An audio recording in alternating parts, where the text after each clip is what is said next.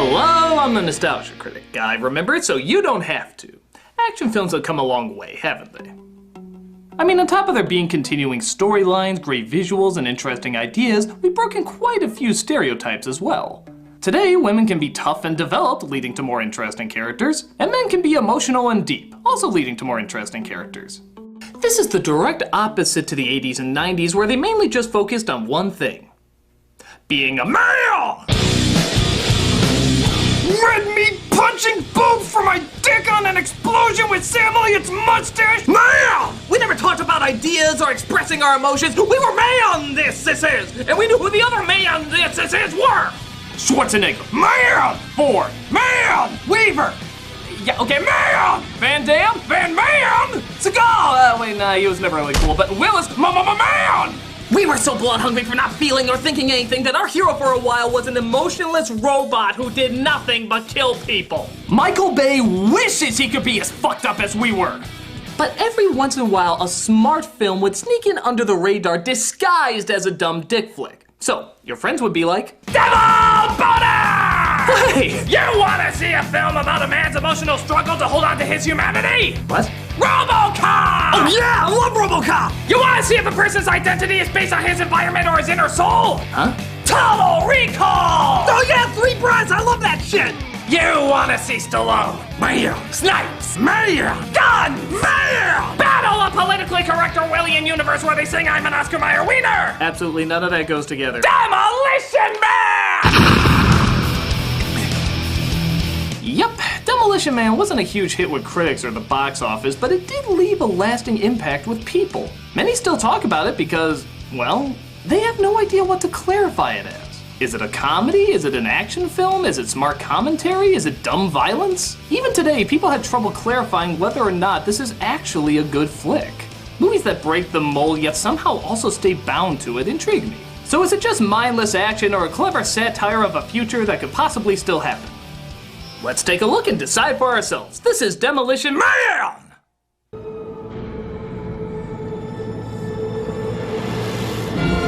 Yep, I remember when 1996 looked like that. California was on fire, crime was everywhere, celebrities were fighting each other while dressed like jackasses. Actually, what am I talking about? This was LA in 1996. A maniac hijacked a municipal bus with 30 passengers on it. And I got a real bad hunch where those passengers are and where that maniac is. Stallone plays a rogue cop named John Spartan, going after Wesley Snipes playing a criminal named Simon Phoenix. Or, as Stallone likes to say, Phoenix!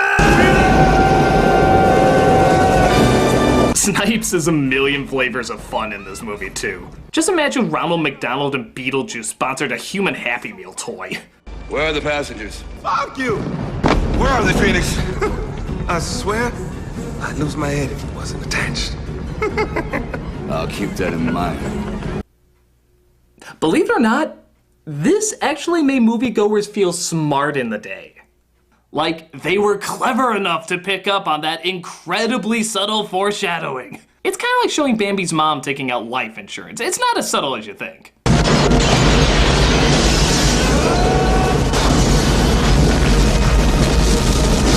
Stallone somehow survives that, even though we never see him exit. Maybe there was a Coke machine in the building. When it's discovered that all the hostages he was supposed to save are dead.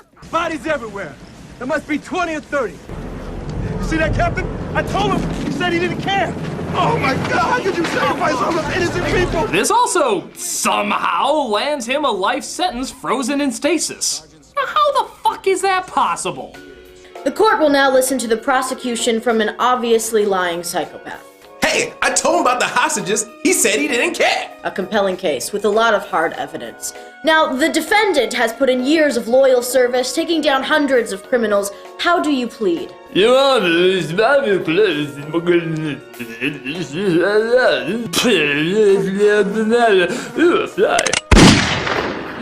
Yeah, I think the world would be better off without the both of you. Freeze them. Hey, that's he didn't pay his taxes!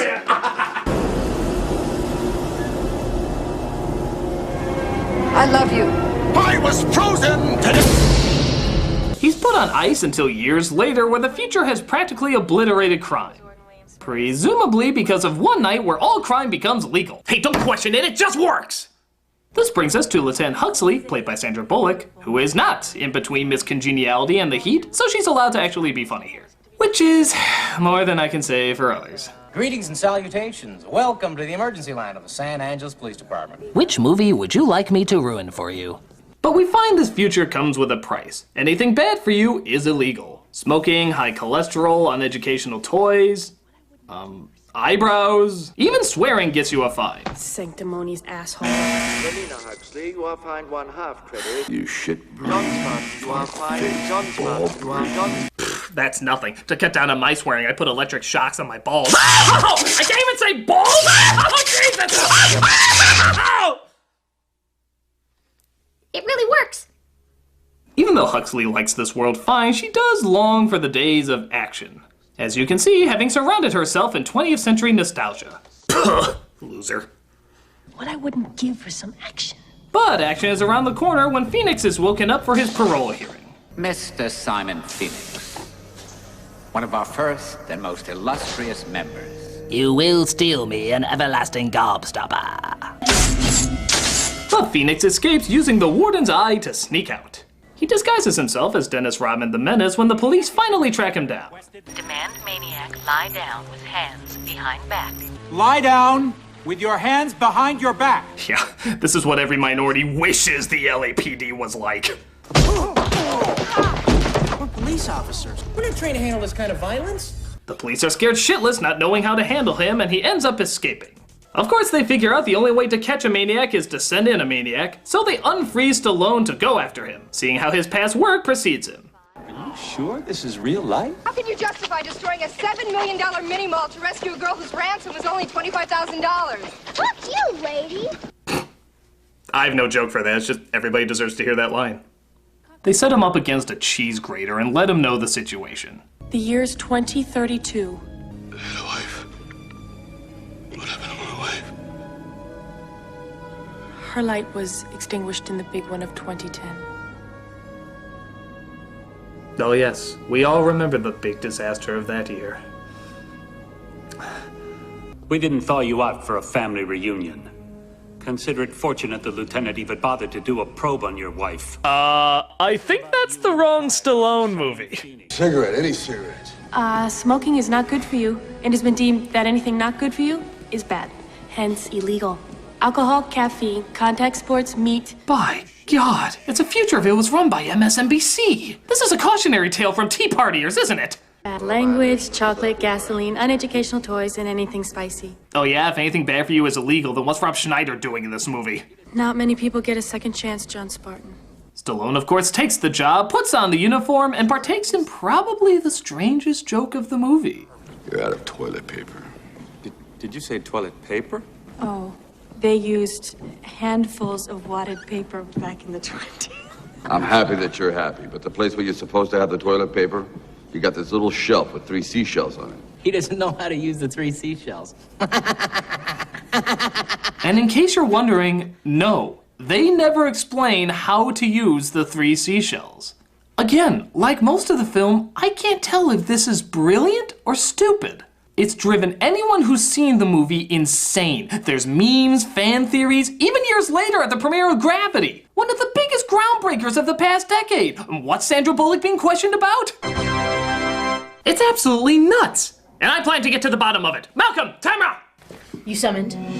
You will discover the secret behind the 3 seashells by the end of the review. You will present your findings to me. Does that include... Yes. You. And the one who explains it best will not be placed in my spinal cord removal machine. You have one of those? No, I have 2.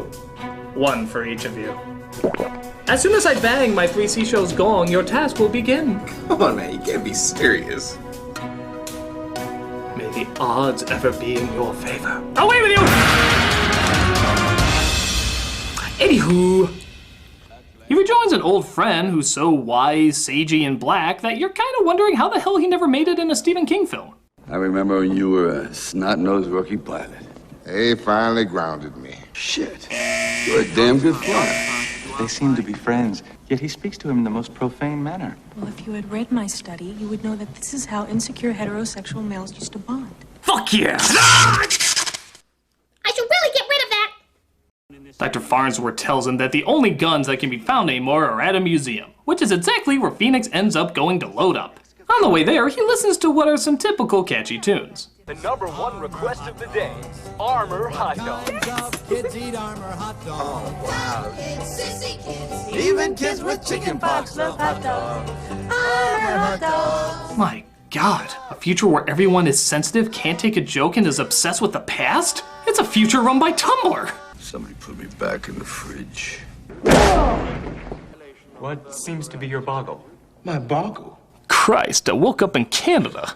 Actually, I wonder if the next song on the radio was this. Don't you put it in your mouth, don't you put it in your mouth, don't you stuff it in your face, don't stuff it in your face. Stallone makes sure his weapon works. God, what an asshole. Thus, him and Phoenix get in a battle for who can make the most lame 90s action comebacks. Bad aim, Blondie. Simon says please. I've been dreaming about killing you for 40 years. Well, keep dreaming. Ah, yes, these are some pretty cliched comebacks. It looks like Snipes has one up his sleeve. Time for something new and improved. Let's see if Stallone can retort. You're on TV. My God, they're just unstoppable. Sorry, you gotta go. Forgot to say Simon says. Oh, that must have hurt. And it appears Snipes has won this round, but Stallone can always bring it back by simply shouting, Finale! But the founder of this new world, dressed as a White Castle Pope, runs into the middle of it. However, Phoenix doesn't seem to be able to kill him. That's because the founder has programmed his mind to go after another target. Isn't there a thought repeating in that barbaric brain of yours?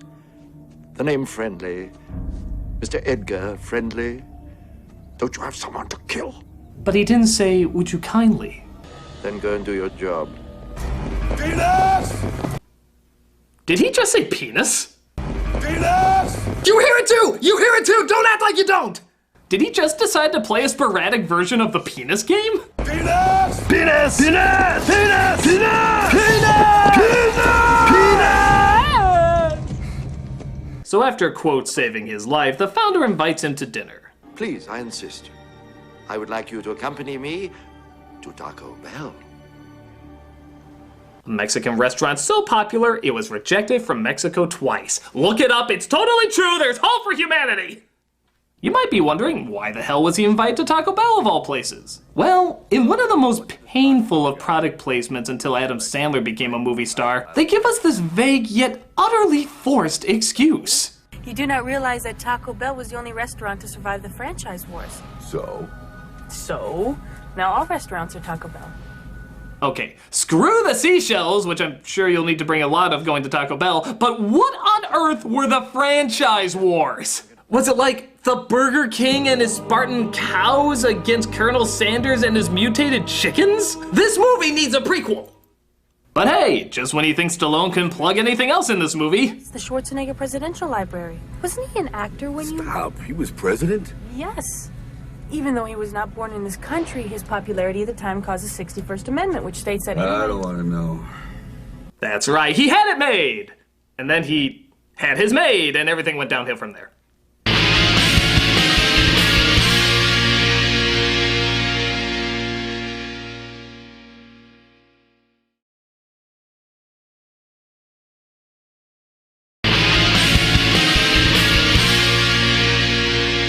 So at this Mexican restaurant, where as stated before, no spicy or salty food can be served, so again, like a typical Taco Bell, our hero finds once again he has a hard time fitting in.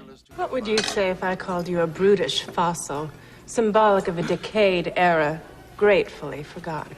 Are you kidding? It's Stallone. He hears that like twice a week. Call for backup. I'll be across the street. But he notices a ton of dirty, hungry, drugged up people approaching the Taco Bell.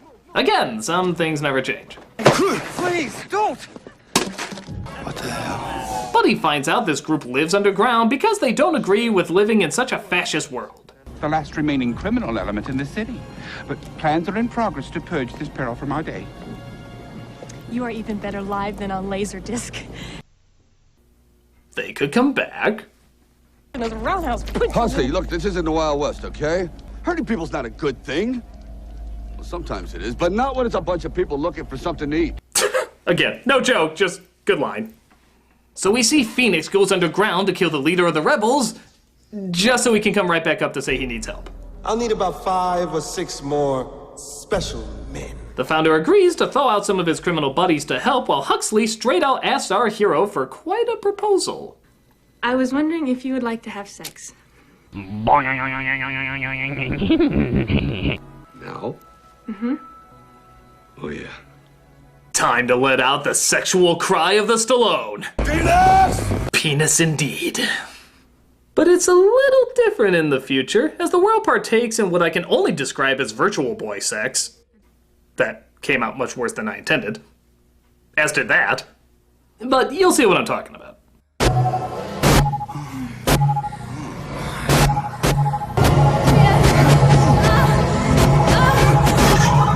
Wow, sexual interaction is done virtually without actually touching the person you're dating? This really is a future run by Tumblr. Not even mouth transfer is condoned. What are you doing? Breaking the law. You are a savage creature, John Spartan, and I wish you to leave my domicile now.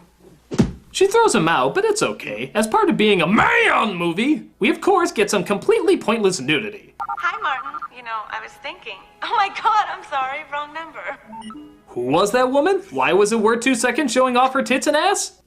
Man! Penis! Stallone uses his alone time to knit, because after being turned down by a hot woman and seeing another one naked, yeah, that's what I would do! But he figures out his new talent is all part of his reprogramming. When I thawed out, the first thing I wanted to do was knit. For each inmate, the computer draws up a skill or trade which best suits their genetic disposition. I'm a seamstress? Oh, that's just great. God, I can just see all the Stallone memes now. I was knitting before it was hipster. Can you give me Phoenix's rehab program now? Sure. But he discovers that Phoenix has been implanted with all sorts of hacking and martial arts info that would make him an unstoppable weapon. So I guess the real question is, why aren't the rest of the cops given these implants? This isn't a proper rehabilitation program. No kidding. This causes him to go to the underground set of Super Mario Brothers, where he finally gets what he thinks is real food. This is fantastic. Just don't ask where the meat comes from. Esta carne es de rata. Rat. This is a rat burger. Hey, after having Taco Bell, rat would taste like filet mignon, okay? He comes across the leader of the rebels, played by Dennis Leary, who explains quite clearly that if the surface world is Tumblr, then the underworld is 4chan. I guess you weren't part of the Cocteau plan. Greed, deception, abuse of power, that's no plan. Nah, that's just LA again. Nothing much has really changed. I'm into freedom of speech and freedom of choice. I want high cholesterol. I want to eat bacon and butter and buckets of cheese, okay? I've seen the future. You know what it is? It's a 47-year-old virgin sitting around in his beige pajamas, drinking a banana broccoli shake, singing I'm an Oscar Mayer wiener. Okay, are you sure this isn't a metaphor for the internet?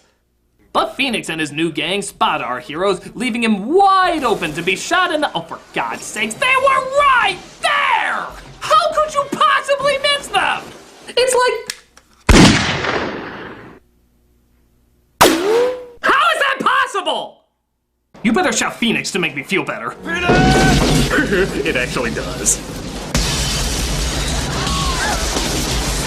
They partake in Dukes of Biohazard as Bullock drives the car frantically while screaming at the top of her lungs. Before it became annoying. No free rides!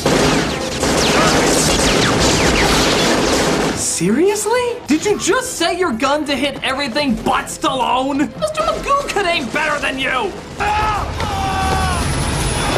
He escapes, leaving Stallone to crash, but he's saved in probably the strangest way imaginable. Oh! It's secure phone, and it saved your life. Okay, that's not a safety device, that's a power Mario would have. Turn any surface into foam.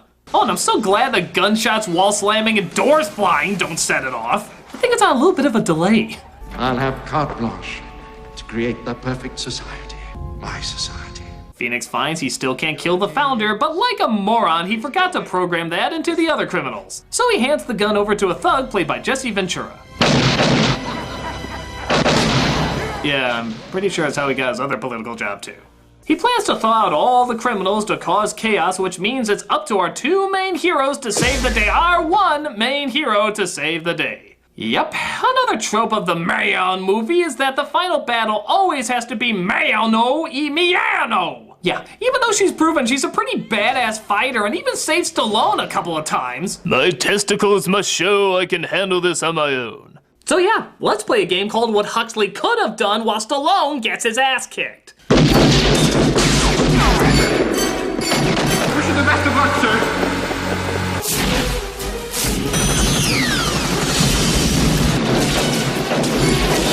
Look in my eyes, John. I'll see you in hell tonight.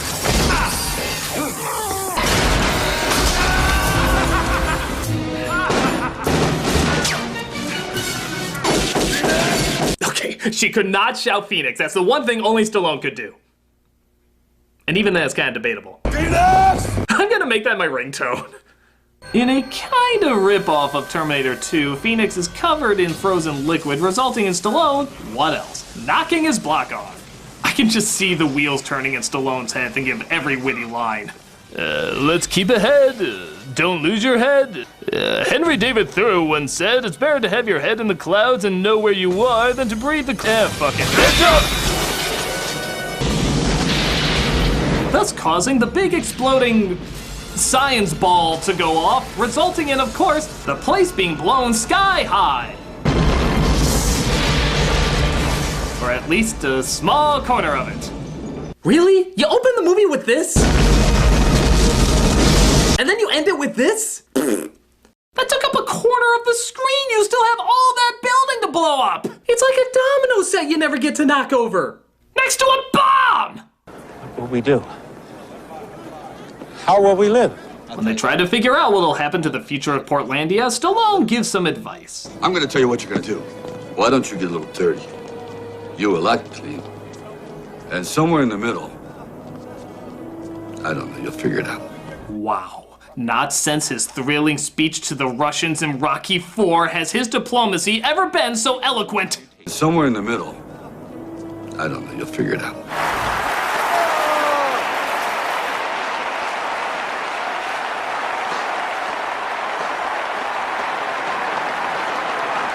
Thank you for rendering me unconscious. Huxley, I did it for your own good. It's supposed to be a team. Huxley is rightfully pissed that she was left out of the action, but this ought to shut her up. Ah, my white knighting hero who I never asked to be my white knight. This really is Tumblr. So that was Demolition Man. Is it a comedy? Is it an action film? Is it smart? Is it dumb? And most importantly, does it hold up? Honestly, with no joking whatsoever, this is actually far better now than it has ever been in the past. When it came out, the action cliches were pretty standard, so at the time it wasn't a big hit. But now, in 2015, these cliches have taken on an identity of their own. Silly, but kind of admirable. This works especially now because the future they created in this movie is almost kind of true of the world we created now. Our society, thanks to social media, is trying to be more about the group. Forums, fan pages, causes to get behind. Hell, if there's a hater online, everyone wants to join together to prove how wrong he is. Compare that to the 80s and 90s where everything was about the individual. Wall Street, make money for your own, action films, mano y mano, emotions are for the weak. But the great thing about it is neither side is the villain in this. They're just products of their environment. The future has less choice, but they've also obliterated murder for 16 years. The past is anarchy and violence, but they also have more rights and choices. They both have their pros and cons. I know I joke about the future being a commentary of online culture, but without even realizing it, that's kind of what they did. The internet is filled with people who are overly sensitive and can't take a joke, but it's also filled with attention-hungry idiots who only want to anger and antagonize those people. But again, no one side is the bad guy. They both have villains. They're the extremists who want everything one way. Whether it's absolute perfection or absolute anarchy, both result in taking away diversity and free will. While the heroes are the ones willing to make a compromise. Stallone has trouble fitting in, but he doesn't say his world was completely right. Eventually, both sides realize that the two have to find some middle ground in order to keep balance. It's a commentary that wouldn't work as well back then, but works much better now comparing our new world to the world of the past. Our current attitude to the attitude of the 90s. Now don't get me wrong, some things don't work especially well, like the action's not really that strong, and some of the cliches might be a little too stupid for their own good. But the writing, the ideas, the commentary, and yes, even the acting, which is honestly pitch perfect from every performer, makes it stand out. I know it sounds crazy, but Demolition Man has actually gotten a lot better with time. Part of that being because they intentionally date the hero and villain by putting them in the future. Dating it surprisingly made it timeless. It just knew which areas to update and which areas to leave alone. I'm totally serious when I say this dumb, cliched, overblown action film is actually one of the smarter summer movies to come out of the past few decades. But that still doesn't answer my 3 seashells question. Malcolm, Tamara, begin! Tamara, what do you have for me? Well, I've come to the conclusion that the first shell can be used as a scooping mechanism. You can scoop out the poop. Yeah, and then you can use the second shell and put them together as a grabbing device so that you can actually grab out the poop. And then you can use the third to kind of just scoop out any residuals. Intriguing. Malcolm, what do you have to say? Well, I had a theory that these seashells are put into a device that shreds them down to their most basic particles. Basic particles? Those particles are then turned into wadded paper, which is then used for down there. So your suggestion for replacing toilet paper is just to make toilet paper? Uh-huh. That is brilliant!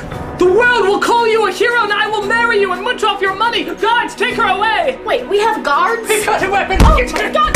Right, up against the wall, head behind your back! Come on, resist arrest, eh? You have done well, my gentle genius. Your future has just begun. Come with me! Oh.